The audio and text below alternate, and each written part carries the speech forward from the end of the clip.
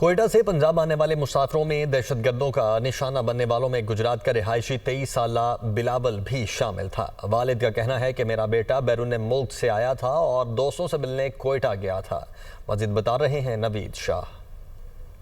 देखिए जी, कोयटा दहशतगर्दी का शिकार होने वाले जहाँ पर पंजाब की नौजवानों की तादाद है। यहाँ पर गुजरात के नवाई गांव वेरोवाल का एक नौजवान है। बिलावल के वालिद हमारे साथ मौजूद हैं, जानते हैं। आप ये बताएं कि बिलावल क्या करता था और कैसे आपको इत्तला मिली, वाक़या हो गया और क्या कहकर आपको कोयटा गया था?